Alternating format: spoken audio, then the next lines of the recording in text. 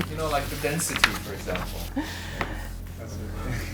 Say it again for the... My name is Olga, I'm an urban designer and I'm in UNStudio, specifically in the urban team of UNStudio for almost 4 years now. I'm Aryan Churumi, I'm from Iran and I work at UNStudio as an architect. My name is Ines and I've been working at UNStudio as an architect for about 2 years now. Hi, I'm Laura. I've been working in UNStudio for 2.5 years as an architect.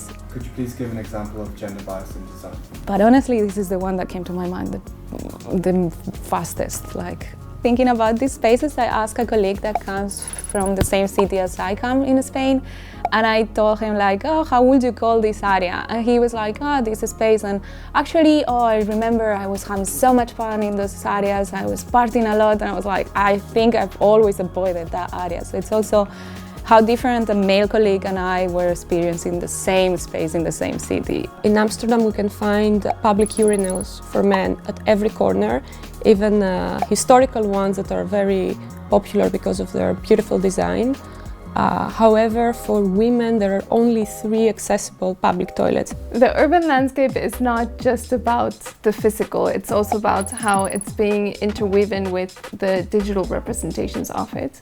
And I feel like as designers we have a bit of a responsibility on how we make public space more inclusive to different groups of people. The schools are a mini version of our society, and what we see in schools is that there is a lack of enough spaces and enough inclusive, multifunctional, versatile, diverse spaces that could accommodate the needs of all genders. So the solution to this issue is not only on the design level, but also on the strategic level. Good integration within the public space, so facilities should not be seen as something disturbing, but rather as something that blends in with our environment. The crypto community is usually the community that derives from the finance industry, the gaming industry, the tech industry, and it has been proven that there's a male-dominated community there because only 26% of the crypto jobs are held by women. There is only one way that you teach and you learn,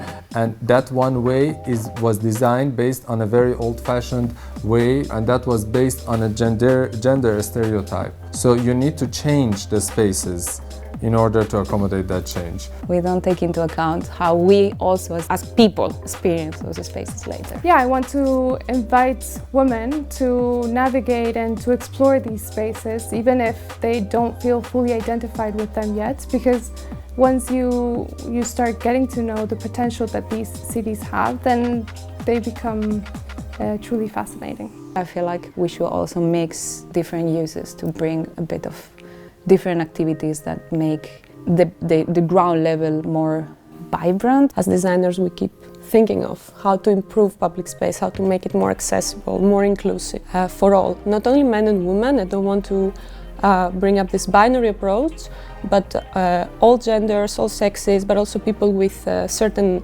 abilities or older people of our communities.